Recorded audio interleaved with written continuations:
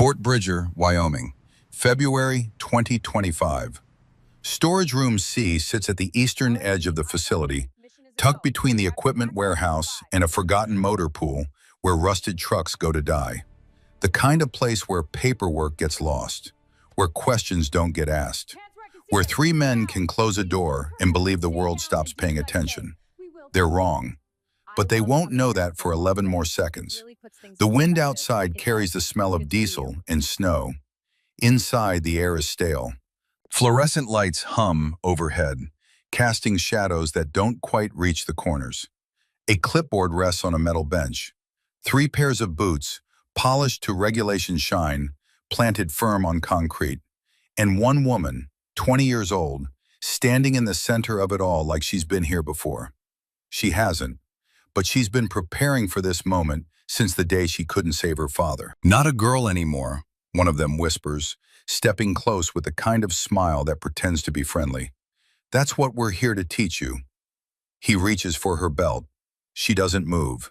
Not yet, because 11 seconds from now, 3 combat veterans will be on the ground, and the only sound in Storage Room C will be the rhythm of her breathing and the echo of a lesson that started 42 years ago in a safe house in Grenada. This is that story. The guard at the gate of Fort Bridger doesn't salute, doesn't even look up from his phone when Kira Dalton steps out of the government shuttle, duffel bag slung across her shoulder like it weighs nothing. February wind cuts through the Wyoming landscape, bitter and sharp, the kind of cold that finds the gaps in your jacket and reminds you that comfort is a choice nature doesn't respect. She's used to it. Hell Week taught her that cold is just data, pain is just information, and discomfort is the price you pay for becoming someone who refuses to break. The guard waves lazily toward a cluster of bleached white trailers in the distance. "Admin buildings that way, you'll figure it out." No inspection, no questions, no acknowledgement that she just spent 8 months becoming one of fewer than 30 women in history to earn the Navy SEAL Trident. She doesn't need his acknowledgement. The facility sprawls before her like a military purgatory. Rows of temporary structures, half-dug fighting pits turned to mud, a haze of cigarette smoke curling from a side shed where 3 men stand watching her approach. Not hostile, not friendly, just watching.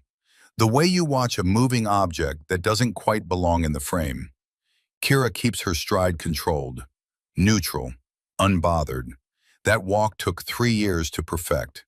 The kind of movement that doesn't invite conversation, doesn't project fear, doesn't give anyone a reason to remember her face, or wonder what she's thinking, or decide she needs their attention. At BUD/S, they taught her to carry a boat on her head for 12 miles without stopping. They taught her to swim 2 miles in under 75 minutes, while instructors screamed inches from her face. They taught her to function on 4 hours of sleep across 5 days, while the Pacific Ocean tried to drown her every morning at dawn. But nobody taught her how to walk through a room full of men who've already decided she doesn't belong. She learned that on her own. Inside the holding unit, a staff sergeant hands her a locker key without looking up from his monitor. His name tape reads Garrison. His posture reads boredom. "Your rotation's limbo," he says, voice flat as the Wyoming plains. "1 week, maybe 2. Transfer order goes active next quarter." Translation: "You're here, but you don't matter." She nods once, takes the key, tucks it into her hip pocket and moves past 2 rooms of men in various states of undress and indifference. They measure her as she walks. Not with words, not with gestures, just with eyes that communicate everything language would only make messy. They clock her frame, 5'7", athletic build, shoulders that carry tension like coiled steel. No unit patch on her jacket yet. Navy insignia, yes, but no team assignment. No deployment record visible. Just fresh pipeline completion and the kind of youth that makes certain men assume inexperience equals opportunity. From the soft tension behind her shoulders to the lack of drag in her duffel bag. From the way her boots land silent on linoleum to the absence of jewelry, makeup, or any signal that she's interested in being noticed. New, young, alone, and more importantly, leaving soon. Someone says it low as she passes. Short timer. It's not mocking, not even cruel. It's identification. Category. Type. Short timers aren't staffed, aren't protected, aren't dangerous. They're just passing through. And everyone in Fort Bridger knows what that means. She claims her bunk with precision. Top rack, corner position. Boots squared beneath the frame. Duffel nested against the locker. Eyes forward. She doesn't ask who sleeps above her. Doesn't unpack. Just sits, spine upright, palms flat on her knees. Gaze loose and unfocused like she's looking at something 1,000 yards out. She doesn't want to join. She just wants to blend. But that's the problem with silence in rooms like this. It draws attention. By dinner, the entire East Wing knows 3 things about her. 1. Navy. 2. Pipeline complete. 3. Barely 20. They don't need anything else. At chow, someone cracks a joke. Bet she hasn't even seen a bar fight. Someone else answers without laughing. Bet she hasn't even seen a bar. She doesn't flinch. That seems to bother them. Because in a place where boredom and testosterone run neck and neck every hour of the day, a quiet woman in uniform is never just background noise. She's a trigger waiting to be pulled. They just haven't decided how yet. 8 months earlier, Kira Dalton is drowning. Not metaphorically, actually drowning. Hell Week, Day 3. Surf torture at 0400. The Pacific Ocean doesn't care how badly you want the trident, doesn't care about your reasons, or your father's legacy, or the promise you made standing at his grave in Arlington National Cemetery when you were 14 years old. The Pacific takes what it takes, and this morning, it's taking her under for the 4th time in 6 minutes. Water so cold it feels like knives peeling her skin back layer by layer. Waves rolling over candidates locked arm in arm, sitting in the surf zone while instructors walk the line offering the bell. Offering warmth, offering sleep, offering an end to the pain that's turning muscle into concrete and lungs into fire. Quit now and it stops, an instructor barks somewhere above the roar. Ring the bell and you can sleep. Nobody thinks less of you. But the bell isn't an option. Not when your father's name is etched on a memorial wall with a death date from 2004. Not when the last thing he ever told you, standing in your grandmother's kitchen 3 days before deployment, was, "Be stronger than me, Kira. Don't let the world convince you that soft is the only way to be safe." He died in Fallujah. Roadside IED, killed instantly alongside 2 other Marines in a Humvee that shouldn't have been on that route, but took it anyway because command made a call and soldiers follow orders. She was 10. She's been training for this moment ever since. Her lungs scream. Vision edges black. The ocean swallows her again, and this time she's not sure she's coming back up. Then a hand grips the collar of her vest and yanks her upright, just long enough to suck in one ragged breath before the next wave rolls in. She never sees the face, just the silhouette of someone tall and broad-shouldered, standing in the observation zone. Someone who isn't supposed to interfere. Someone who just violated protocol because the alternative was watching her drown.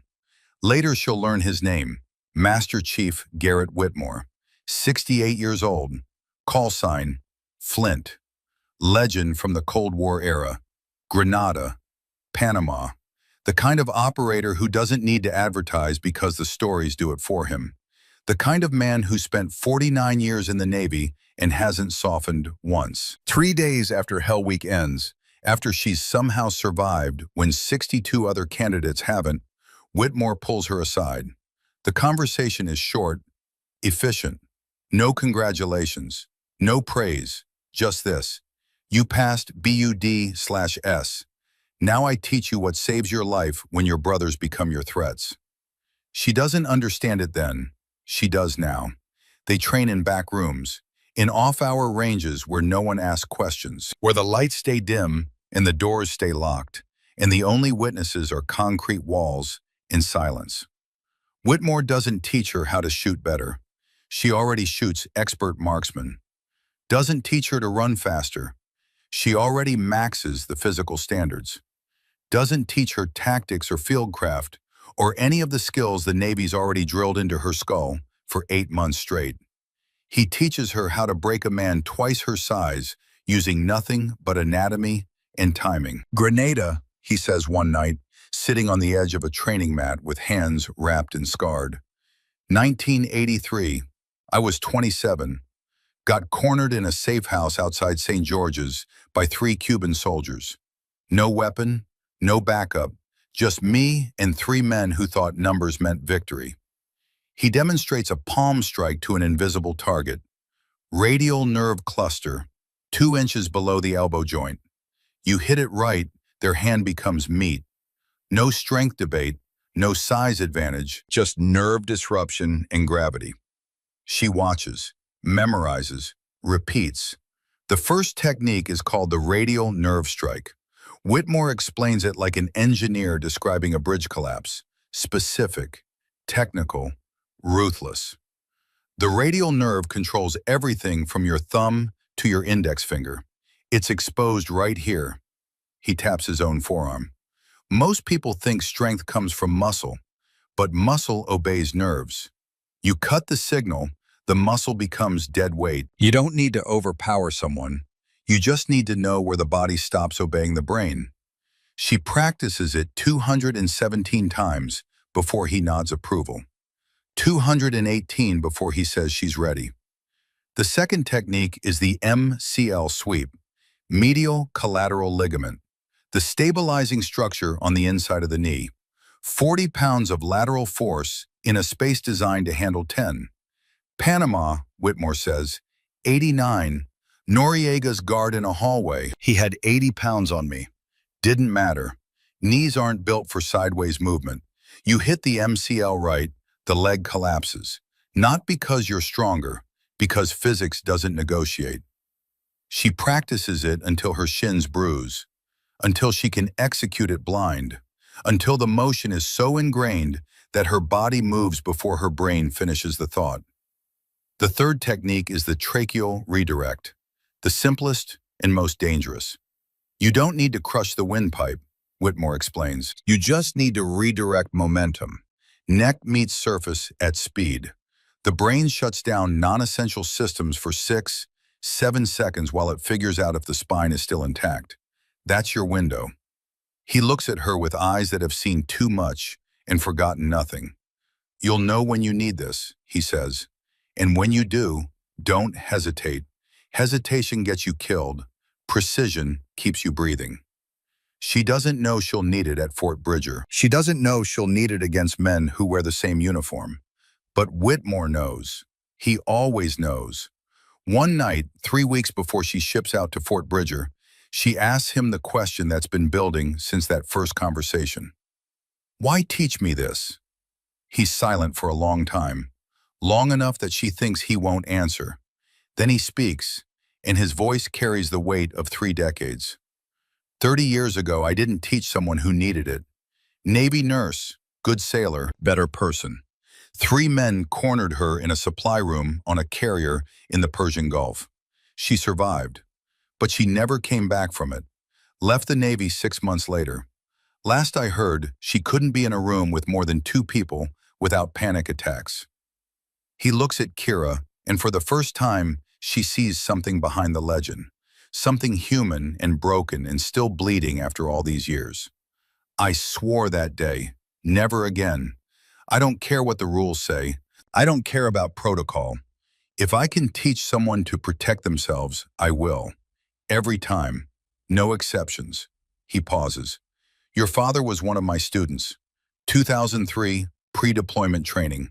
I taught him the radial strike. He used it twice in Fallujah. Saved 3 Marines in close quarters. Wrote me a letter after. Said he'd never forget it.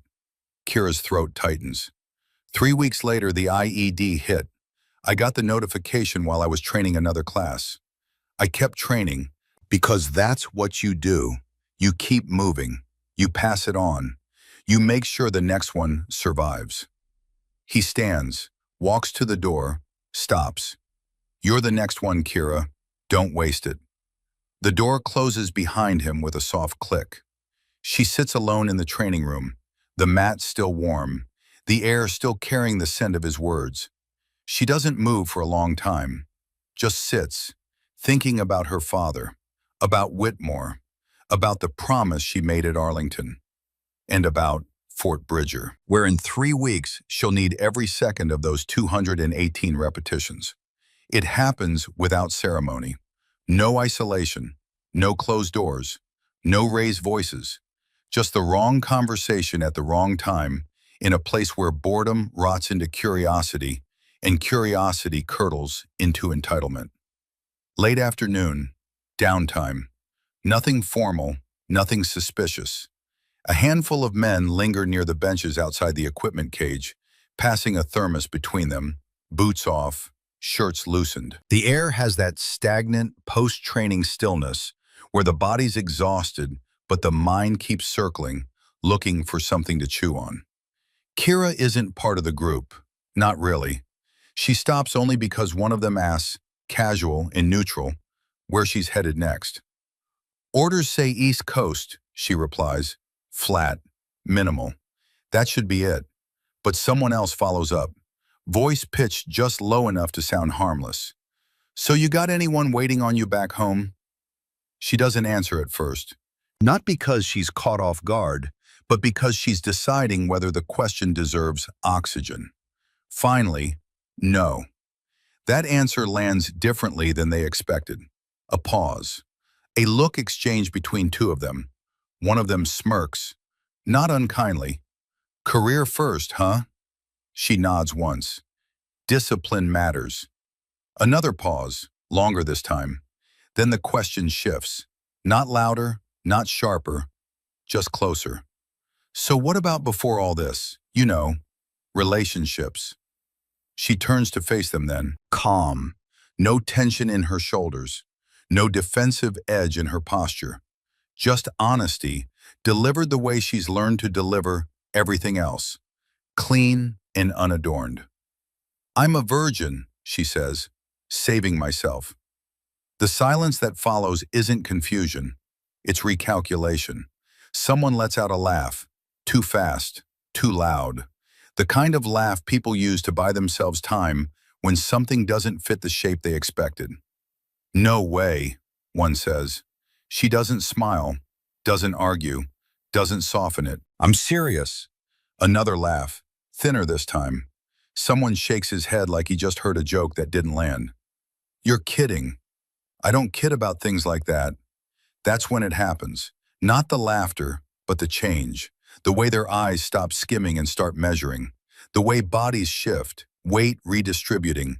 Like a group that's collectively leaned forward without realizing it. One of them, older and quieter than the rest, tilts his head slightly and says, almost thoughtfully, that's not how this world works. No anger, no threat, just a statement, like gravity, like physics. The others don't challenge him. They don't need to. Because in that moment, something snaps into place between them. An idea so ugly in its simplicity, it doesn't need explanation. She's not experienced, not hardened, hasn't been tested, which in their minds means she's not finished yet. The conversation drifts after that, not back to normal, but sideways. Jokes resume, but they're not aimed at her anymore. They're about concepts, about weakness, about what breaks people. She listens without reacting. She notices how none of them meet her eyes now, not because they're embarrassed, but because they're already talking past her, deciding things. She excuses herself a minute later. Gear check, she says. No one stops her, no one follows. But as she walks away, she feels it. The weight of attention that isn't pursuit yet. Something worse. Claim. Behind her, one of them mutters, not quite under his breath, someone's going to fix that. Another answers, just as quiet, yeah, life will. They laugh again. This time, she doesn't hear it. But the damage is already done. Because from that moment on, She's not just passing through Fort Bridger anymore. She's a problem they believe needs solving. She doesn't hear the first story they tell about her, doesn't catch the second either. But by the third, it doesn't matter, because they're not stories anymore. They're doctrine. It's not just the men from that bench. It never is. It's the next two who overhear the laughter. The one in the corner who saw her walk away. The guy who'd been bored all month and finally has something to sink his teeth into. Suddenly, it's a group belief, not a joke. She's a virgin, said it herself. Doesn't even know what it's like. Can you imagine making it through BUD/S just to be that? They don't say it with lust. They say it with mission energy. Like this is a failing that slipped past inspection. Like she's walking around unvetted. One guy phrases it perfectly, hands behind his head during chow rotation. You don't send someone into war still wrapped in the packaging. Laughter. Sharper now, less surprised. They're not mocking her anymore. They're preparing. The conversations change around her. At first, they're just quieter. Then they stop including her at all. Inside jokes stack too fast to follow. Statements with no context. Some people don't get it yet. She'll understand soon. It's better when it's not a choice. She doesn't ask questions, doesn't adjust her posture, doesn't give them a single visible cue that anything has shifted. But she notices. Her locker has been moved once. Subtle, just 2 inches, but enough to suggest hands have been there. Her PT schedule starts overlapping more often with theirs. Not every day, just enough to establish pattern. Enough to make her presence predictable. She stops hearing her name, only titles now. Navy girl, short timer, number 20, like she's a training exercise, not a person. And still she says nothing. That's what they don't understand. They think silence means they're getting closer. But her silence is distance. It's measurement, patience, timing. While they're deciding who gets to do the favor, she's already mapping which halls have working exit alarms and which don't. She starts walking the perimeter during downtime. Never the center, always near doors, corners, shadows. She doesn't carry a knife, doesn't need one, because she can hear it now. What they're building together. Not a plan, a philosophy. Virginity isn't just something she has, it's something she's denying them. And in the culture they built for themselves, that's a kind of theft. One night she catches a phrase that doesn't make sense until later. If we don't teach her what it means now, someone else will. And worse, it's better this way, like training. They believed they were helping her. That was the most dangerous part. 3 days before her transfer orders activate, she finds a note under her pillow. Handwritten, block letters, no signature. They're planning something. Get out. She reads it once, folds it, walks to the nearest trash incinerator and drops it in, watches it burn, then walks back to her bunk, sits down, and begins the final mental rehearsal. Radial nerve strike, MCL sweep, tracheal redirect, 218 repetitions. Whitmore's voice in her memory. You'll know when you need this. She knows. And when they come for her, she'll be ready. Not because she's afraid, because she refuses to be the lesson someone else learns from too late. The orders come through without drama. No announcement, no briefing, just a quiet update in the system and a folded paper slid across a desk like it isn't the most important thing in the room. Kira reads it once, then again. Reassignment confirmed. Transit window, 24 hours. New unit, new location, new chapter. She doesn't smile. She doesn't need to. This place has always been temporary. She's known that from the moment she stepped through the gate. What she hasn't realized, what she understands now, is how much that matters to them. Because once the word spreads, the air changes. Not all at once, not obviously, just pressure. Like a weather shift you feel in your ears before the storm actually hits. They know. Someone always knows first. A clerk, a driver, a man with nothing better to do than talk. By afternoon, it's everywhere.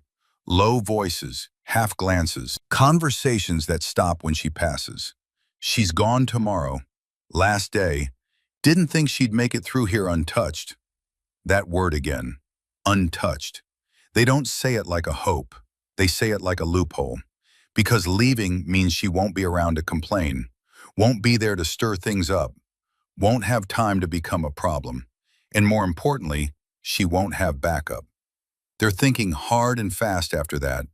You can feel it in the way they stop pretending. The jokes drop.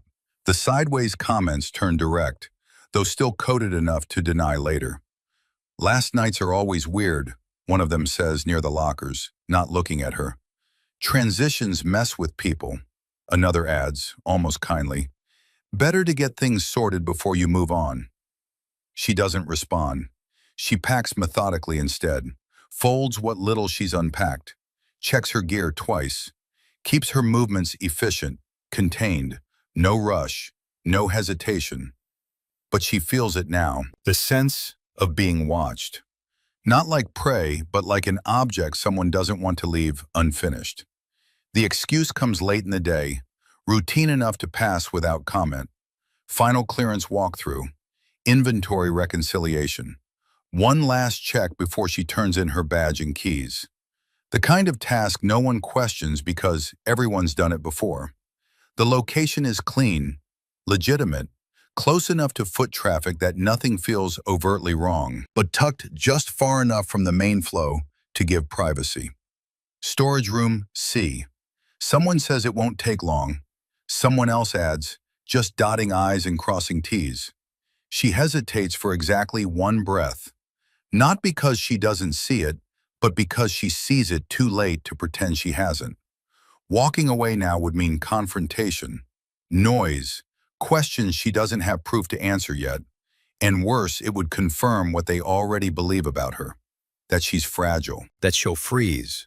So she nods once and walks in. The door shuts behind her with a sound that's softer than she expected. No slam, no lock click, just a quiet seal. They think that means control.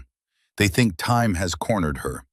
What they don't understand is that she's been training her entire life for moments exactly like this.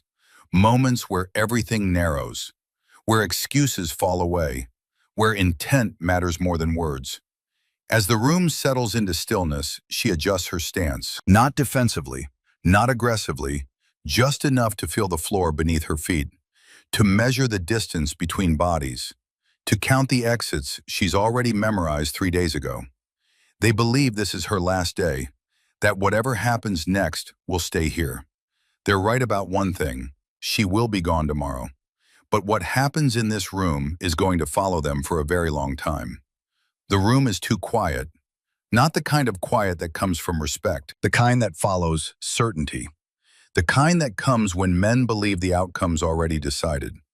She counts 3 of them, not positioned like a team, no formation, no choreography, but stationed, each one close enough to react, far enough not to look obvious. She doesn't stop walking.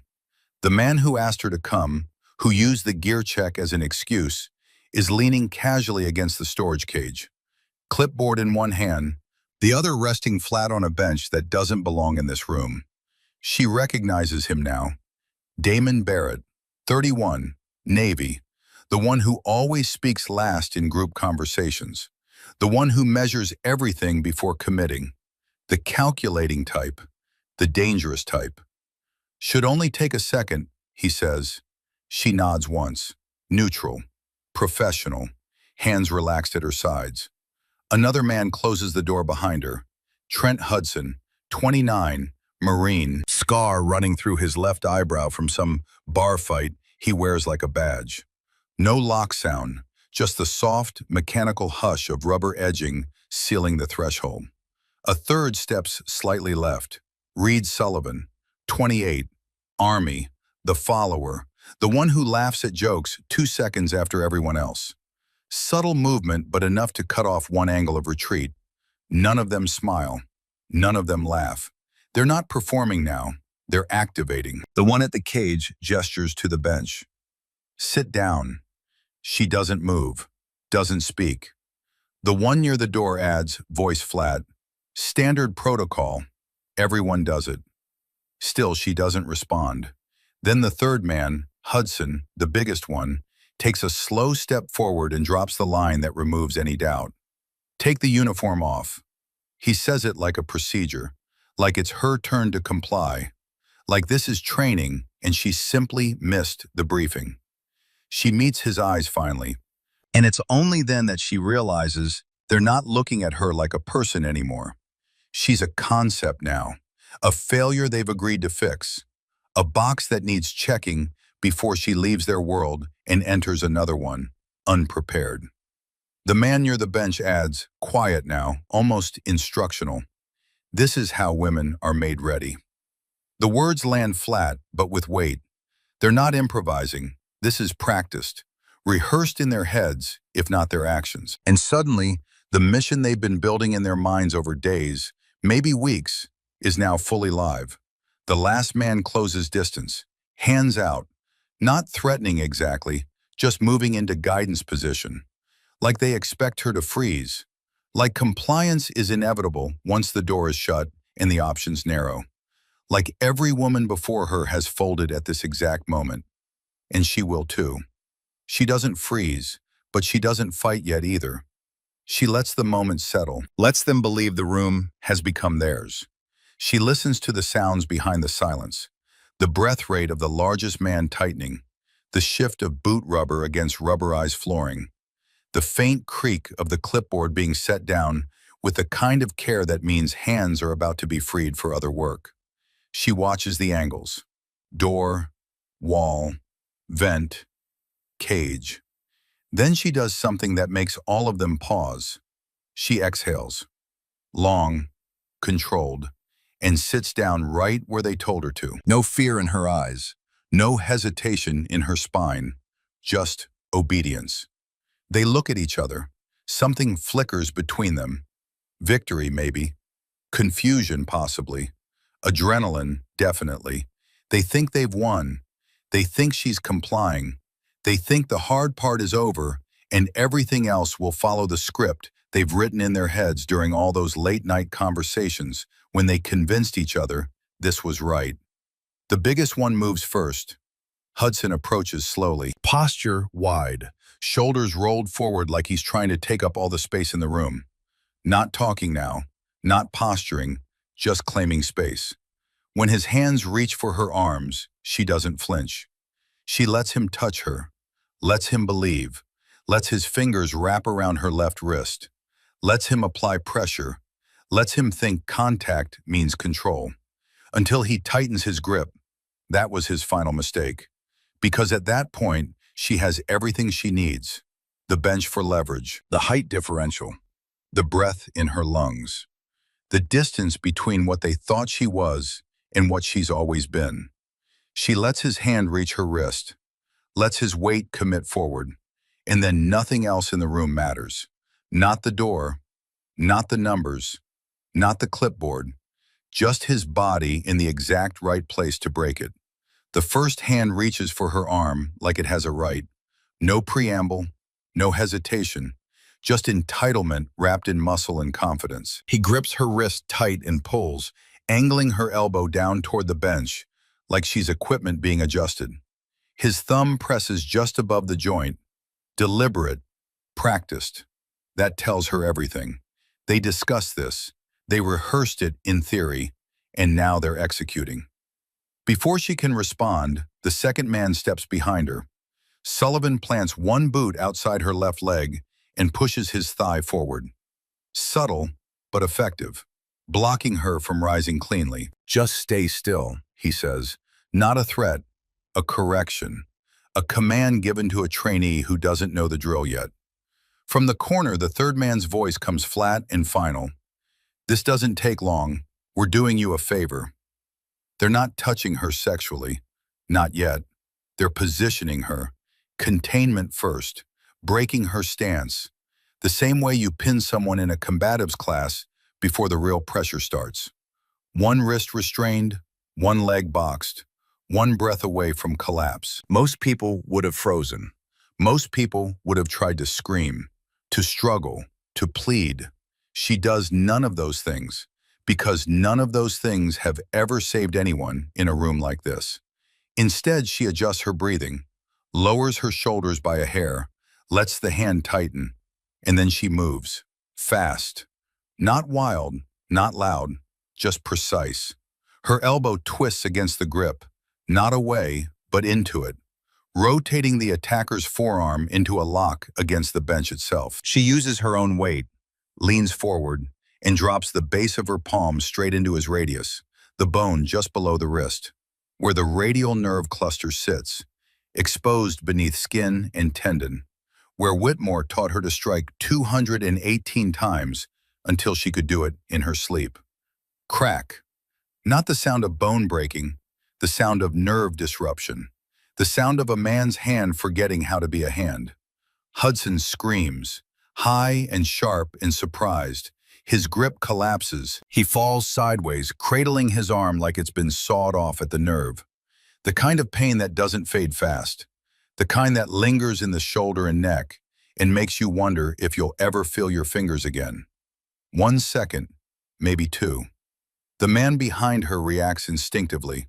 Sullivan. Too late. He reaches for her waist, probably expecting to catch a flailing target. Instead, she rotates low, drops her center of gravity, sweeps her inside leg across his stance.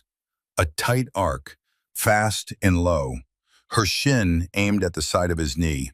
Not the kneecap, the medial collateral ligament, the MCL, the soft tissue that holds the joint together when you pivot or twist or do anything human knees were designed to do. She delivers 40 pounds of lateral force in a space designed to handle 10. The pop is clean, almost surgical. He doesn't even fall forward.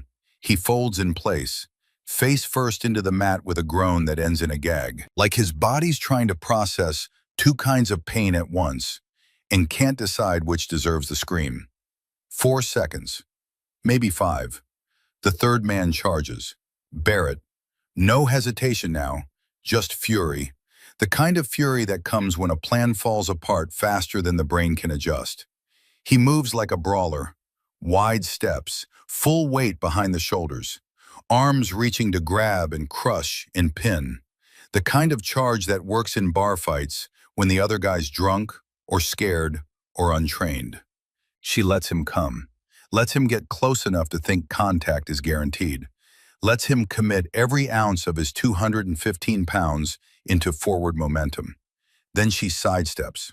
Not a full evasion, just a pivot, and uses his own forward drive to redirect his trajectory.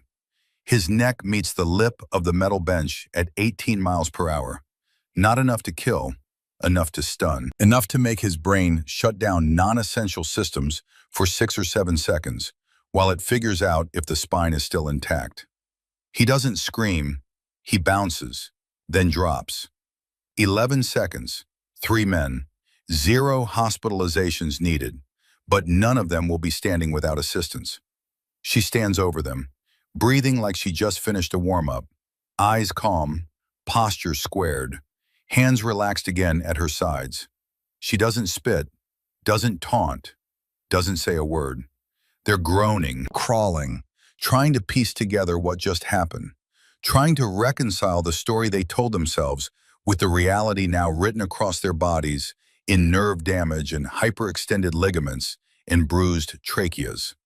She walks to the edge of the mat, grabs the clipboard they used as a prop, holds it like it might still have something worth signing. One of them tries to rise. Hudson gets halfway before his leg betrays him and he drops again. She crouches beside him, just once, close enough that he can hear her clearly. You did this to yourselves. Then she stands, turns, steps back to center. 3 men, broken and silenced, surround her like punctuation marks on a page they never should have tried to write. There are no threats left to give, only consequences, and they're still arriving. The 3 of them lay scattered across the room like a failed ritual. None of them unconscious, none of them victorious. Every breath they take now is an admission, because there's no covering up what just happened, No version where they let her win. No edit where this was a misunderstanding. Their bodies tell the story now, and their silence confirms it. She doesn't gloat, doesn't pace. She just stands, centered, composed, and terrifyingly calm. One tries to speak. Barrett, the first one, wrist cradled against his chest like a wounded bird, ego shredded worse than the nerve cluster in his forearm. We were just... She cuts him off with a look, nothing more. A glance sharp enough to pin him to the mat. The second man is half sitting now, Sullivan, clutching his knee, face pale with the weight of consequences not yet spoken. He tries to shift the story. It got out of hand. We thought... She takes a step toward him. Not fast, not loud, but absolute. He stops mid-sentence like the words have abandoned him. You thought, she says, the first words she's spoken since the room turned.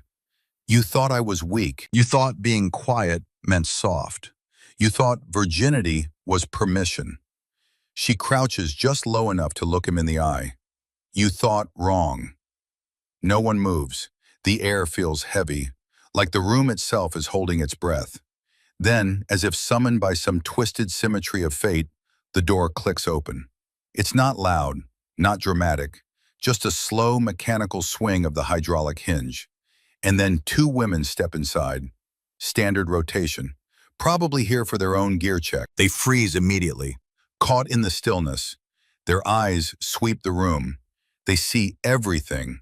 The clipboard on the floor, the bruises starting to rise, the red-faced men struggling to sit upright. One of the women, taller, older, starts to speak. Should we? No, Kira says. Her voice is different now, not hard, not cracked, just undeniable. Stay. The women do. One against the wall, one near the rack, neither speaking, both watching. She turns back to the men, slowly, fully. And then she does what none of them expected. She doesn't beat them again. She asks them questions. What were you about to do? Silence. What was the plan? Nothing. Then say it. The man nearest the door cracks first. Barrett. We were going to... He can't finish it. His voice breaks. We just wanted to... She waits. He looks down, humiliated beyond recovery. To take it, he whispers. Her first time. She doesn't react, doesn't blink. She turns to the next. And you? Sullivan hesitates longer, but not forever. We thought she needed to be shown. And you? She faces the third, Hudson, still nursing his leg. He doesn't look up. Correction, he says, like training. Her head tilts. Correction? He doesn't answer. Behind her, one of the women exhales, sharp, furious, but says nothing. She lets the silence stretch until it suffocates. Then she steps back and says clearly, for all four of them to hear, you don't get to be feared anymore. The words land harder than the strikes ever had. You don't walk around like you're stronger. You don't hold power with your silence. Not after this. She points, not at them, at the women. They saw it, then at the room. This space remembers. Then finally at the door. You leave when I say you can. And then she stands still, arms folded, feet planted. They don't move. Because in that moment, no one knows what comes next. And then they break. Not with screams, not with surrender. The first one drops to his knees. Barrett. A slow, embarrassed descent that looks like compliance, but feels like confession. The others follow, because they're out of defiance and out of options. She didn't ask them to kneel. She didn't have to. That was the worst part for them.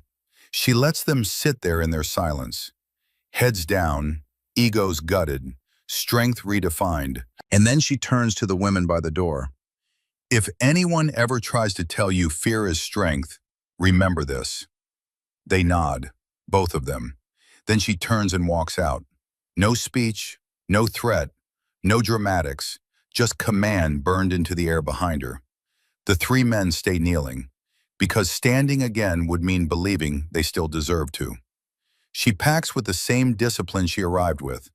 Every fold exact, every strap pulled tight, every item logged in the inventory sheet without pause or error. Not a word spoken. The three men stay out of sight. She doesn't need to look for them. She can feel it in the hallways, in the weight of silence that has shifted from her shoulders onto theirs. Every footstep she takes echoes in a space where they used to laugh, where they used to control the tempo, where they used to decide who belonged and who didn't. Not anymore. The same men who once filled door frames and shadowed locker rooms now move like ghosts, if they move at all. She catches glimpses, not of confrontation, not of defiance, of avoidance. Eyes that dart away the second they meet hers, posture stiffening behind corners, a cough behind a door that doesn't open again. No apologies, no threats, just distance. At the final checkout desk, the officer on duty barely makes eye contact. His name tape reads Garrison, the same staff sergeant who processed her arrival. "Sign here," he mutters. She does. "Transport leaves at 1800. You'll be met by a driver." She nods once, turns, walks away, her bag over her shoulder, papers in her hand, uniform crisp and untouched. Every corridor she crosses feels smaller than before. Every turn reminds her how little space it really took to unmake a myth. And when she reaches the final door, the one that leads out of that temporary hell into whatever comes next, she pauses. Just long enough to let the quiet register. Not for her, for them. She doesn't need revenge.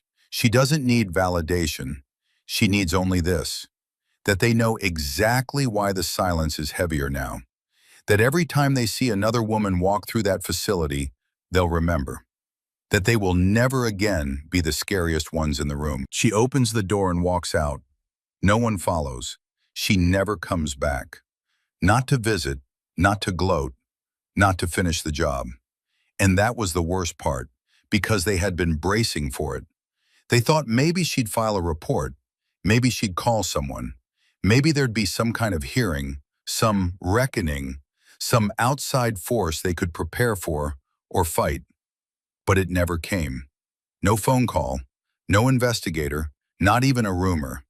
She was just gone. And in her absence, the unit didn't heal. It rotted. At first, the three of them tried to spin it.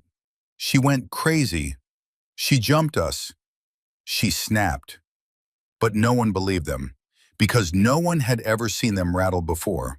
And now they flinched at door hinges. They looked away when women passed. They spoke softer, laughed less. That wasn't weakness, that was fear. They told each other it was nothing. She'll fade. People move on. But people didn't. They remembered. Other women started walking taller. Conversations stopped being filtered through smirks. The men who'd once filled the room now barely held space in it. They became warnings, not leaders. Not because of what she did, but because of what she didn't have to do. She never filed paperwork. She never made a scene. She just made them remember. They resented her for that, said she was manipulative, said she'd use the system. But everyone who mattered had seen the aftermath. They'd seen the men who used to call themselves trainers move like they were afraid of their own shadows. They'd heard the silence after she left, and how it was louder than any fight. And the worst part, the thing that kept them awake at night, was simple. The three of them still had to wake up in that same facility, still had to wear the same uniforms, still had to pretend like they hadn't tried to break someone and been rebuilt around her instead. Because the only thing worse than being overpowered is being forgotten by the one who did it. The two women who witnessed it couldn't stay silent, not because they wanted attention, but because silence felt like complicity. Sergeant Sloan Brennan filed a climate complaint 3 days after Kira left. Not about the incident specifically, about the culture, about the way women were talked about when they weren't in the room, about the informal power structures that protected predators and isolated targets. Private Riley Thorne backed her up, added details, named names. Not just the three men in that room, but others. The ones who laughed, the ones who knew, the ones who looked the other way because it was easier than standing up. The investigation was quiet. No press releases, no public statements, just a slow, methodical review that ended with 3 transfers, 2 demotions, and 1 new commanding officer. A woman, Colonel Margaret Thornton, 48, Army, no nonsense, zero tolerance policy in writing and in practice. Within 6 months, Fort Bridger was unrecognizable. Formal reporting structures, mandatory training, an actual chain of command that didn't run through whoever had the loudest voice in the smoke shed. 8 more women came forward, not about assaults, about smaller things, comments, looks, the feeling of being evaluated every time they walked into a room. Brennan was promoted to Sergeant First Class, started leading integration training courses, teaching male soldiers how to see female soldiers as soldiers, not as threats, not as curiosities, just as people doing the same job. Thorne transferred to instructor duty at a different base, requested it specifically, said she wanted to teach the next generation before the culture poisoned them. In Storage Room C, they renamed it Accountability Bay, used it for ethics training now, mandatory sessions for every incoming rotation. There was a plaque outside, small brass, just 3 words, where silence ended. None of the instructors explained what it meant. They didn't have to. Everyone knew. 3 months after she left Fort Bridger, Kira Dalton was assigned to SEAL Team 3, Middle East deployment, high-value target missions, the kind of work that separates operators from everyone who just wears the uniform. Her team leader was a man named Marcus Hunt, 34, 15 years in, 2 Bronze Stars, and a reputation for running the tightest squad in naval special warfare. He didn't want her, not because she was a woman, because she was untested in his eyes. Pipeline complete doesn't mean combat ready, he told the Command Master Chief during the assignment briefing. I don't care what she did at BUD/S. I care what she does when rounds are coming down range and the plan falls apart. The Master Chief didn't argue, just handed over her file and said, read it and decide. Hunt read it. He decided she'd last 3 weeks before requesting transfer. He was wrong. The squad was 6 men when she arrived, all of them older, all of them with deployment time that made her Hell Week look like summer camp. They didn't haze her, didn't welcome her either, just watched, measured, waited for her to prove she didn't belong.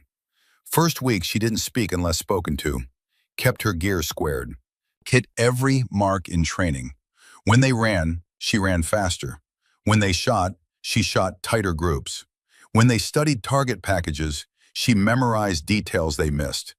Not to show off, just to survive. Second week, Hunt put her on point during a room clearing drill. Full kit, live rounds, 6 hostiles on paper, 2 friendlies mixed in. The kind of scenario designed to make you hesitate, because hesitation in close quarters gets people killed. She cleared it in 42 seconds. No missed threats, no friendly hits. Clean. Hunt didn't congratulate her, just nodded and moved to the next drill. Third week, one of the squad members, a senior chief named Dalton Rourke, 41, former Marine Raider with a scar across his jaw from Fallujah, pulled her aside after morning PT. You're good, he said, but good doesn't mean trusted. Trust comes from bleeding together. She looked at him, didn't blink. Then I guess we better deploy. He almost smiled. Almost. Fourth week, they got the call. 48 hours to wheels up. Target package. High-value insurgent leader operating out of a compound in northern Syria. Intelligence said 6 to 8 hostiles. Civilian presence likely. Limited exfil options. The kind of mission where everything that can go wrong usually does. Hunt briefed the team in a secure room with maps and satellite photos spread across a table that had seen 100 briefings just like this. Kira listened, absorbed. When he asked for questions, she had 3, all tactical, all relevant. He answered them without hesitation. For the first time since she joined the team, He looked at her like she might actually belong.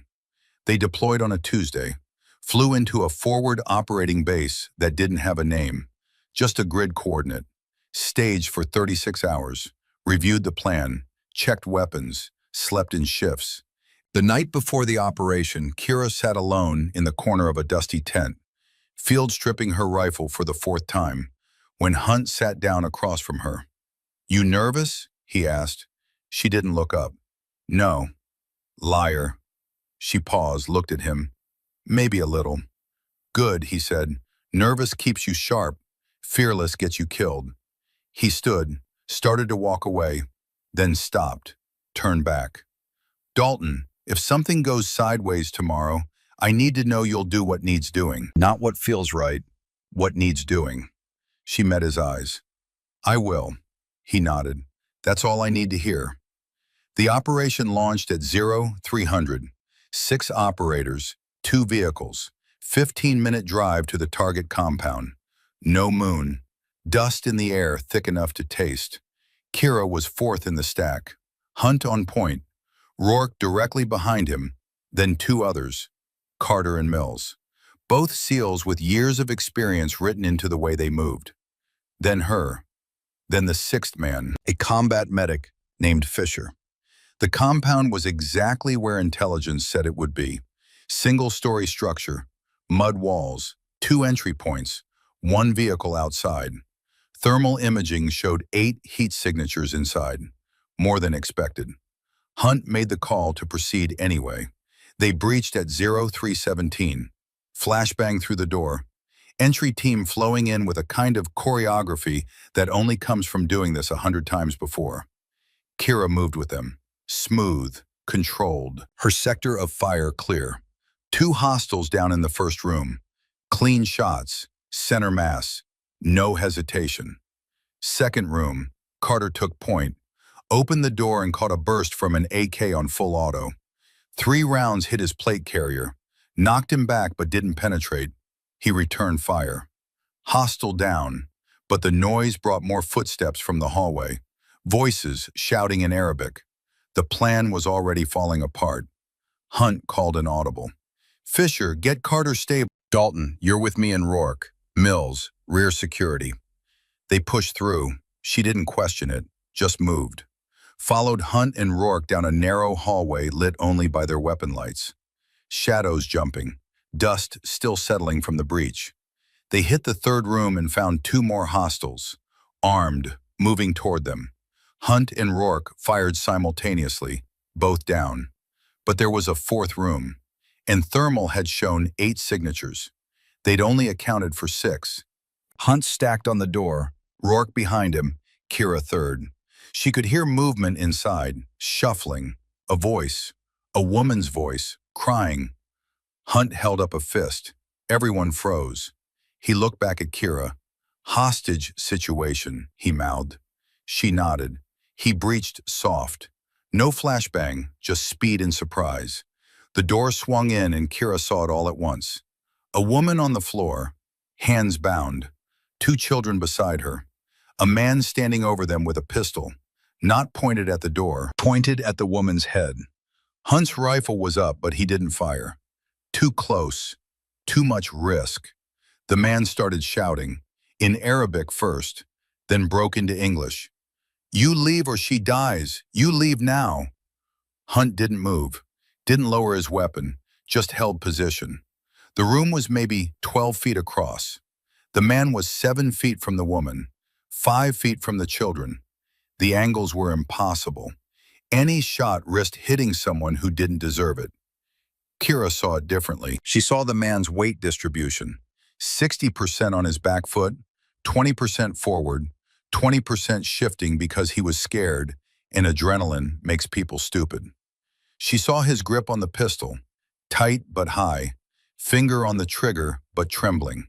She saw the distance, the bench between them, the trajectory if she moved low and fast.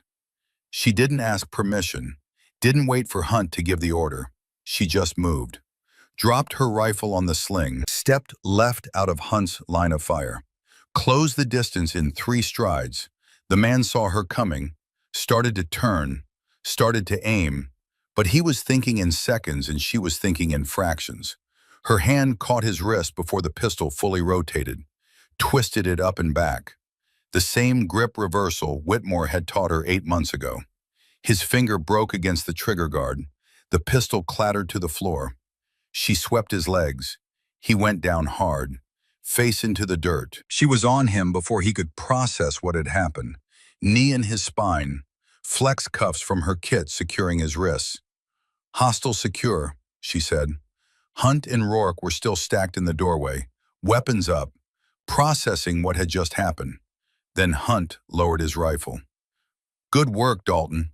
She didn't respond, just moved to the woman, cut the bindings, checked the children, neither injured, just terrified. She pulled a chem light from her kit, cracked it, handed it to the older child.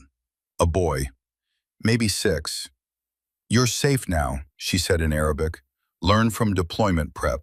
Basic phrases, enough to matter." The boy took the light, held it like it was the only real thing in the world. They exfiled 12 minutes later. Hostages and children transferred to local Allied forces. High-value targets secured. 0 friendly casualties. Carter had bruised ribs, but nothing broken. The mission was clean. Textbook. Except for the part where Kira improvised in a hostage situation, and it worked. Back at the FOB, Hunt pulled her aside. "That move you made in the room," she waited. "You didn't wait for clearance." "No, sir." "Why?" "Because waiting meant someone died." He looked at her for a long moment, then nodded. "You made the right call, but next time give me a hand signal so I know you're moving. Keeps us from shooting each other." "Yes, sir." He started to walk away, stopped, turned back. "You're not untested anymore, Dalton. You're one of us." She didn't smile, just nodded. But something shifted. She felt it. The weight of proving herself was gone. What remained was just the work. The deployment lasted 4 months, 17 missions, 3 firefights, 2 more hostage situations. Kira ran point on 6 of them, took shrapnel in her left shoulder during a vehicle ambush in week 9, refused medevac, patched it in the field, stayed in rotation, earned a combat action ribbon, then a Navy and Marine Corps Commendation Medal with Valor device for actions during a compound raid where she pulled a wounded teammate out of a kill zone under fire. By the time they rotated home, the squad didn't see her as a woman anymore. They saw her as Dalton, the operator who cleared rooms faster than anyone except Hunt, the one who could shoot a 2-inch group at 300 meters in a sandstorm, the one who didn't flinch when the mortars came in at 0-200 and everyone else was diving for cover. Hunt wrote her evaluation personally, submitted it to the commanding officer with a single recommendation. "Promote immediately. Assign to leadership track. This operator has the capability to run her own team within 2 years." The CO read it, called Kira into his office. Lieutenant Commander Paul Hendricks, 52, Navy, silver hair and a handshake that felt like a promise. He told her to sit. She did. He slid the evaluation across the desk. "Read it." She did. Didn't react, just read it twice and slid it back. "Hunt doesn't write evaluations like that often," Hendricks said. "In fact, he's never written one like that. You impressed him. That's not easy." "I just did my job, sir." "No, you did his job. And Rourke's. And your own. All at the same time." He leaned back in his chair. "I'm putting you up for Silver Star. The ambush in week 9. You took fire to pull Fisher out. He'd be dead without you. That's not just doing your job. That's exceeding the standard." She didn't know what to say, so she said nothing. Hendricks continued. "I'm also offering you 2 options. Option 1, stay with Team 3. Take a squad leader position when the next one opens, probably 6 months. Option 2, transfer to BUD/S as an instructor. First female combat instructor in SEAL history. Help shape the next generation." She didn't hesitate. "Option 1, sir." He smiled. "Thought you'd say that. But think about option 2. Because the Navy needs you there. Not now, but eventually. She nodded. I'll think about it, sir. Dismissed. She stood, saluted, walked out. 2 days later, the Silver Star ceremony happened in a warehouse on base with 30 people in attendance. Hendricks pinned the medal on her uniform, shook her hand, said nothing that wasn't already written on the citation. Hunt was there, Rourke too. The whole squad, Fisher, the medic she'd pulled out, hugged her afterward, said thank you in a voice that cracked. She told him to buy her a beer and they'd call it even. That night, alone in her quarters, she took the medal off, looked at it, felt the weight, not of the medal, of what it represented. People had died earning these, people better than her, braver than her. She set it on the desk and didn't look at it again. The next morning, she got a call from a number she didn't recognize, answered it anyway. Dalton, a voice she hadn't heard in months, rough, familiar, proud. Saw the news, kid. Silver Star. Your old man would have been proud. Master Chief Garrett Whitmore. She exhaled. Didn't realize she'd been holding her breath. Thank you, Master Chief. Don't thank me, you earned it. He paused. Heard something else, too. Fort Bridger. 3 men. 11 seconds. She didn't respond. He continued. You used the grip reversal, the one I taught you. Yes, Master Chief. Good, that's what it's for. Not for war, for moments when your own people become the enemy. She swallowed. I didn't file a report. I know, and you shouldn't have, because what you did was better than any report. You made them afraid, not of punishment, of themselves. That fear lasts longer than any court-martial. There was silence on the line. Then he said, I'm retiring next month. 49 years. Since 75, Grenada, Panama, Somalia, Afghanistan, Iraq. Operations you'll never hear about because they're still classified. I've trained 2,300 SEALs, lost 47 in combat, almost lost 1 to friendly fire. But I didn't, because I taught her what she needed to know. He paused. I'm proud of you, Kira, not for the medal, for the choices you made when no one was watching. She felt something break in her chest. Thank you, Master Chief. One more thing. There's a ceremony, my retirement. Naval Amphibious Base Coronado. 3 weeks. I'd like you there. I'll be there. Good. And Kira, bring that medal. I want to see it in person. The ceremony was held on a Friday afternoon in late October. The sky was clear. The wind off the Pacific was cold, but not biting. 200 people attended. Officers, enlisted, family members, former teammates. Whitmore stood at a podium in his dress whites, with 49 years of ribbons on his chest, and a trident that had seen more wars than most people could name. He gave a speech, short, direct, no sentimentality, just this. I've served through Grenada, Panama, Somalia, Afghanistan, Iraq, and operations you'll never hear about because they're still classified. I've trained thousands, lost dozens, learned from all of them. He paused, looked out at the crowd. But the most important thing I learned didn't come from a manual. It came from watching people choose who they want to be when the rules don't apply. When no one's watching, when the right thing and the easy thing are miles apart. He gestured to the side. Kira was standing in the front row. Lieutenant Kira Dalton, Silver Star recipient, SEAL Team 3. She earned that medal pulling a teammate out of a kill zone under fire. But that's not why I'm proud of her. The crowd was silent. I'm proud of her because 6 months before that deployment, she was in a room with 3 men who thought power meant taking what they wanted. And she taught them a lesson I've spent 49 years teaching. That strength isn't about what you take, it's about what you protect. He looked directly at her. She didn't look away. She didn't file a report, didn't seek revenge, didn't make it public. She just made sure they remembered. And because of that, dozens of women who came after her walked into that same facility and didn't have to fight the same fight. That's leadership. That's legacy. He stepped away from the podium, walked directly to her. The crowd parted. He stopped in front of her, reached into his pocket, pulled out something small, his trident pin, the original, from 1975 when he first earned it. This survived Grenada, survived Panama, survived every operation I ran for 49 years. Now it's yours. Master Chief, I can't. You already did. In that room. This is just metal. What you took was knowledge. And knowledge is only valuable if you pass it on. He pinned it to her uniform, right next to the silver star. Then he saluted her. She returned it. The crowd erupted in applause. She felt tears but didn't let them fall. Not here. Not now.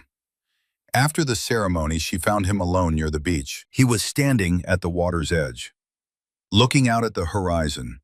She walked up beside him, didn't say anything, just stood. You thinking about option 2? He asked. How did you? Because I know you, and I know the Navy's going to keep asking until you say yes. She nodded. Yeah, I'm thinking about it. Good, because the next generation needs someone who understands what I taught you. That combat isn't just overseas. Sometimes it's in your own house. And the warriors we need aren't just the ones who can fight enemies. They're the ones who can recognize when the enemy is wearing the same uniform. He turned to her. You ready for that? She looked at the water, at the place where the ocean met the sky. I don't know. He smiled. That's the right answer. The ones who think they're ready never are. 18 months after Fort Bridger, Kira Dalton accepted option 2. She transferred to BUD/S as an instructor. First female combat instructor in SEAL history. The announcement made headlines. Not because she wanted it to, because the Navy wanted it to.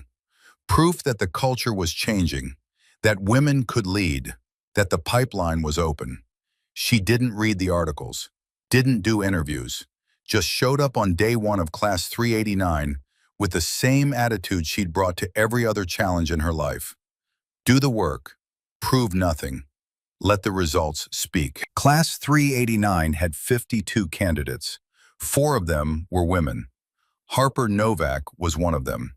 19 years old, former college soccer player, recruited straight out of University of North Carolina after scoring in the top percentile on every physical and mental assessment the Navy could throw at her.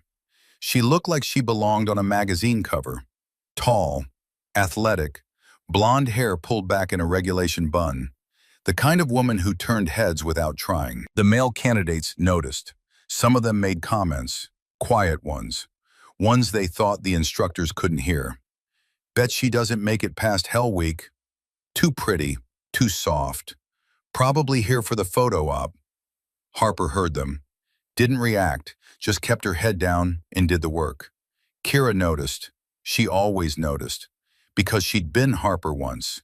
The one everyone underestimated. The one they thought would quit. First week, Kira ran the class through basic conditioning. Runs, swims, calisthenics. Harper kept pace with the top 10%. No complaints, no requests for modifications. When the male candidates tried to outpace her on the beach runs, she matched them stride for stride until they gassed out and she kept going. Second week, Kira introduced close quarters combat drills. Hand-to-hand, grappling, submissions. The kind of training that separates people who look tough from people who are tough. Harper held her own. Got thrown a few times, threw back, learned fast. Third week, one of the male candidates, a former college wrestler named Brett Connolly, 22, 6'2", 220, made a comment during a grappling drill, loud enough for everyone to hear. This would be easier if we didn't have to go easy on the girls. Kira stopped the drill, walked over, stood in front of him. You think you're going easy? Yes, ma'am. Prove it. Full contact round. You versus Novak. No holds barred except submissions and strikes to the head. First tap loses.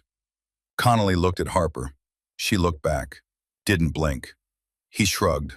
Okay. They squared off on the mat. Kira gave the signal. Connolly moved first, rushed in with all his weight, textbook tackle. Harper sidestepped, used his momentum, caught his arm, twisted it into a joint lock. He tried to power out. She adjusted, dropped her weight, leveraged the angle. 3 seconds later, he tapped. The class went silent. Kira looked at Connolly. Still think you were going easy? No, ma'am. Good. Run a lap. Think about why you lost. He ran. Harper stayed on the mat, didn't gloat, didn't say a word, just reset and waited for the next drill. After class, Kira pulled Harper aside. You've got skills. Where'd you learn that lock? Jiu-jitsu, ma'am. Started when I was 12. Good. Keep using it. Size doesn't matter if you know where the weak points are. Harper nodded. Ma'am, can I ask you something? Go ahead. How did you deal with it? The comments, the assumptions, the guys who thought you didn't belong. Kira looked at her, really looked at her, saw herself 5 years ago. I didn't deal with it, she said. I just outlasted it, kept doing the work until the work was louder than the noise. Harper absorbed that. Thank you, ma'am. One more thing, if someone tries something, if it goes past comments, you tell me immediately. Harper hesitated. What if I can handle it myself? Then handle it. But tell me after, because the next woman who comes through here deserves to know what she's walking into. Yes, ma'am. Hell Week came in week 4, the crucible. Harper made it to day 3. So did 2 of the other women. The 4th quit on day 1, not from physical failure, from psychological breakdown. The instructor said she just stopped moving during a surf drill, stood there while the waves hit her, didn't respond to commands, didn't cry, just stared. They pulled her out, sent her to medical, drop on request. Day 3, Harper started showing cracks, not in her body, in her face. The blankness that comes from running on 0 sleep in maximum pain. She was carrying a boat on her head with 5 other candidates, all male, all bigger. They were struggling too, but they weren't the ones the instructors were watching. Kira watched from the observation deck, saw Harper stumble, catch herself, keep moving, saw the male candidates shift the weight away from her, not to help, to test, to see if she'd quit when it got harder. She didn't. Day 4, surf torture, 0-400, water 58 degrees. Candidates locked arms sitting in the surf zone, waves rolling over them, hypothermia setting in, instructors walking the line, offering the bell, offering warmth, offering sleep. Harper was shaking, lips blue, eyes half closed. The candidate next to her, a former college football player named Hayes, whispered loud enough for the instructors to hear. She's not going to make it. Look at her. Harper opened her eyes, looked at him. Fuck you, Hayes. Hayes blinked, then laughed. All right, respect. She made it through day 5, through the log PT, through the runs, through the final evolution where they carry boats over sand dunes until their legs give out and then carry them some more. When the instructors finally called secure, 48 candidates were left. Harper was one of them. So were the other 2 women. Kira met her after. Harper could barely stand, could barely speak. Kira handed her a bottle of water. You made it. Harper drank, nodded, couldn't form words yet. Kira continued. Week 1, you prove you can show up. Week 4, you prove you won't quit. Now comes the part where you prove you can lead. Harper looked at her, found her voice, hoarse, broken, but there. I'm ready. 6 weeks later, Harper Novak was named class leader.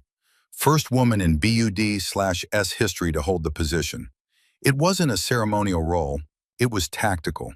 The class leader coordinated movements, made decisions under pressure, represented the class to the instructors. If the class failed, the leader owned it. Some of the male candidates resented it, said it was political, said the Navy was making a statement. Harper heard the whispers, ignored them, focused on the work. Kira pulled her aside before a major field exercise. You're going to get tested, not by the instructors, by your own class. They're going to wait for you to screw up, and when you do, they're going to say it's because you're a woman. Harper met her eyes. What do I do? Don't screw up. Harper almost smiled. And if I do anyway? Then own it, apologize, fix it, move on. Leadership isn't about being perfect. It's about being accountable.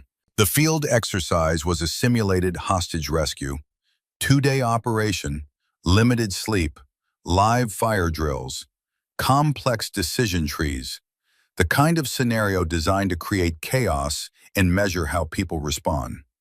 Harper's team was assigned the primary assault element, 12 candidates, her call on entry points, her call on timing, her call on how to handle unexpected changes.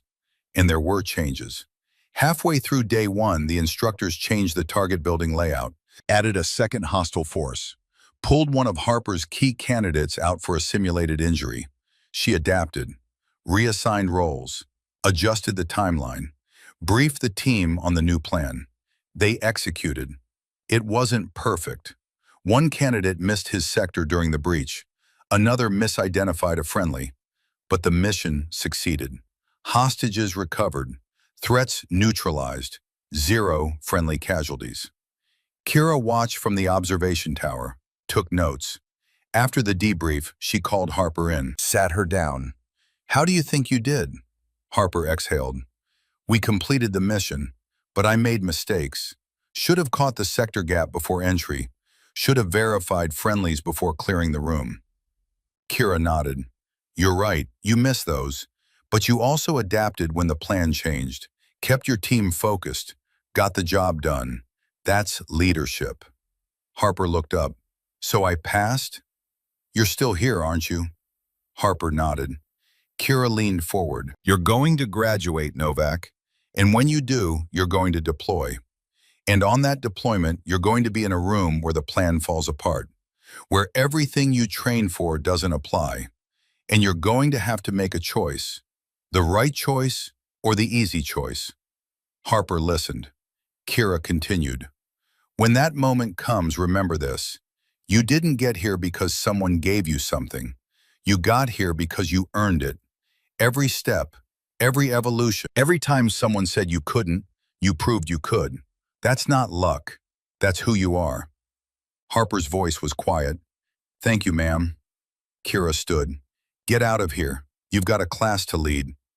Harper graduated BUD/S with class 389, top 15%, earned her trident, was assigned to SEAL Team 5, deployed 8 months later, ran 17 missions, earned a Bronze Star with Valor for actions during a compound raid where she made a split-second decision that saved 3 lives. 2 years later, she became an instructor, followed the same path Kira had. Because someone had to. Because the next generation of women deserved to see that it was possible. Kira watched it happen from a distance.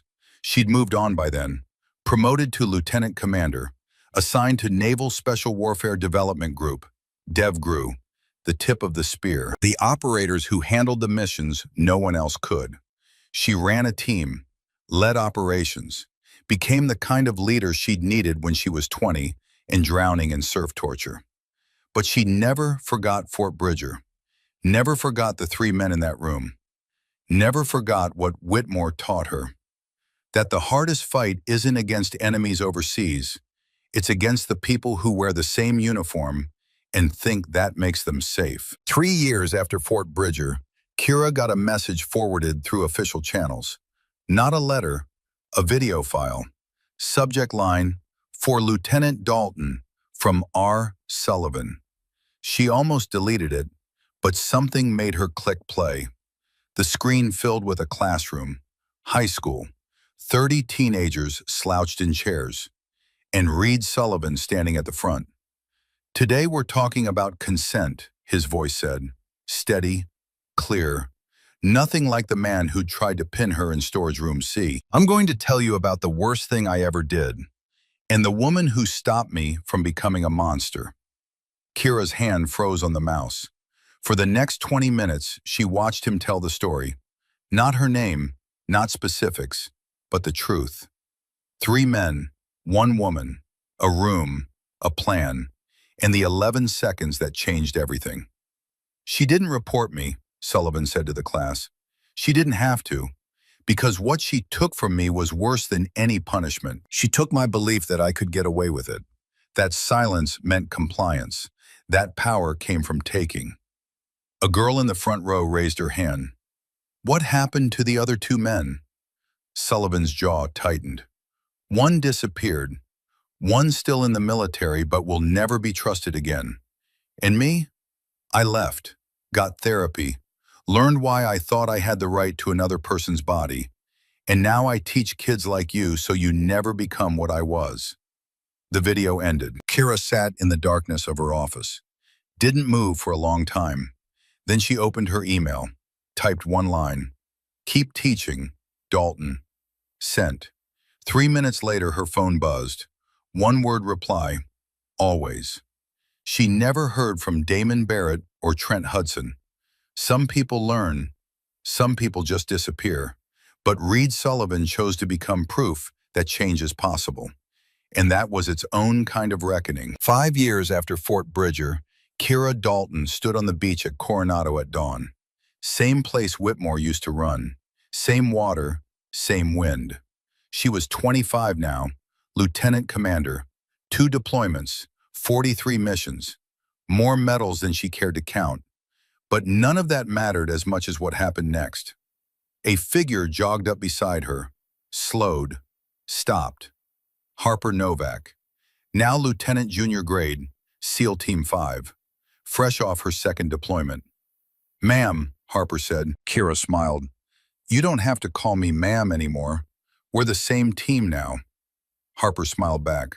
Old habits. They stood in silence, watching the sun rise over the Pacific. Finally, Harper spoke. I got offered instructor duty again, full time. They want me to help redesign the BUD/S pipeline, make it more inclusive. You going to take it? I don't know. Part of me wants to stay operational, keep deploying, prove I can do it as long as anyone. Kira nodded. I felt the same way. Then someone told me something I didn't want to hear. What? That the best operators aren't always the ones downrange. Sometimes they're the ones training the people who go downrange, making sure the next generation doesn't have to fight the same fights we did. Harper absorbed that. You think I should take it? Kira looked at her. I think you should do what you think is right, but I also think the Navy needs people like you in positions where you can change the culture, not just participate in it. Harper nodded slowly. Okay, I'll think about it. Good. They stood in silence again. Then Harper said, Ma'am, can I ask you something? Sure. Fort Bridger, what happened there? Did it change you? Kira didn't answer right away. She thought about the room, about the 11 seconds, about the choice she made to use precision instead of rage, about the men who kneeled, about the women who witnessed, about the culture that shifted because she refused to let silence mean weakness. Yeah, she finally said, it changed me, but not the way you'd think. It didn't make me harder, it made me clearer, about what strength actually is, about what's worth fighting for. Harper listened. Kira continued. I used to think strength was about winning, about being the best, about proving people wrong. But that room taught me something different. Strength is about knowing when to fight and when to walk away, when to speak and when to let silence do the work, when to destroy and when to rebuild. She paused. Those 3 men thought taking something from me would make them powerful. But I took something from them instead. Not their bodies, their belief. The belief that they could get away with it, that no one would stop them, that women like me would just accept it. She looked at Harper. And when I walked out of that room, I didn't just change them. I changed everyone who heard the story. Every woman who walked into Fort Bridger after me. Every instructor who thought twice before letting toxic culture slide. Every man who realized that predators don't just wear enemy uniforms. Harper's voice was quiet. That's a hell of a legacy. Kira shook her head. It's not a legacy yet, it's just the beginning. Because culture doesn't change with one person. It changes when that person teaches the next person. And that person teaches the next. Until the thing that was once normal becomes unthinkable. She turned to Harper. You want to know if you should take that instructor job? Take it. Because the next Harper Novak who walks into BUD/S deserves to have you there. Someone who understands what she's up against. Someone who can teach her what I taught you, what Whitmore taught me. That strength isn't what you take, it's what you protect. Harper nodded. Okay, I'll do it. Good. They started jogging again. Side by side, same pace, same rhythm. The sun fully up now, the water crashing against the shore, the sound of a new day beginning. When they reached the gate, Harper slowed, stopped, caught her breath, looked at Kira. Thank you, she said, for everything. Kira shook her head. Don't thank me, just pass it on. I will. Good, now get out of here. You've got a pipeline to redesign. Harper smiled, saluted, turned and jogged toward the admin building. Kira watched her go. Watched the future walk away with purpose and clarity and strength that came from knowing she belonged. Then Kira turned toward the water one last time. She reached into her pocket, pulled out the trident pin. Whitmore's original from 1975. 49 years of service condensed into a piece of metal smaller than her palm. She held it up to the light, watched it catch the sun. Then she heard footsteps behind her. Turned. A young woman, maybe 19. Civilian clothes, nervous energy. Excuse me, are you Lieutenant Commander Dalton? Kira nodded. I am. The woman exhaled, relief flooding her face. I'm Emma Reeves. I just got accepted to BUD/S Class 402. I'm supposed to start in 3 months. Congratulations. Emma shifted her weight. I'm scared. Not of the physical stuff, I can do that, but I've heard stories. About the culture, about how some guys don't want us there. About what happens when you're alone in a room with people who think you don't belong. Kira looked at her, really looked at her. Saw herself a decade ago. Saw Harper 5 years ago. Saw every woman who'd ever stood at this exact spot, wondering if she was strong enough. You'll be fine, Kira said. Not because it'll be easy, but because you'll have something they don't. Emma leaned forward. What? People who came before you. People who fought so you wouldn't have to. People who taught you what to do when someone mistakes your silence for weakness. Emma absorbed that. What do I do if something happens? Kira smiled, small, knowing. You remember that strength isn't what you take, it's what you protect. And then you show them exactly what happens when they forget that. Emma nodded slowly. Okay. And one more thing. Yes, ma'am? When you make it through, and you will, you come find me, because the work doesn't end at graduation. It's just beginning. Yes, ma'am, I will. Emma smiled, saluted, walked away. Kira turned back to the water one last time, held the trident up to the light. Whitmore's legacy, her father's sacrifice. 3 generations of warriors. One lesson passed down through blood and sweat and silence. She whispered to the ocean, not a girl anymore, never was. Behind her, the naval amphibious base hummed with life. Harper redesigning the pipeline, Emma preparing for Hell Week, Sullivan teaching consent in classrooms across America, Sloan and Riley leading integration courses. And somewhere in that vast machine, another woman was walking into a room where men thought they had power. She'd be ready. Because Kira Dalton had made sure of it, not by filing reports, not by seeking revenge, but by proving that strength isn't what you take, it's what you protect. And the ripples of that truth would never stop spreading.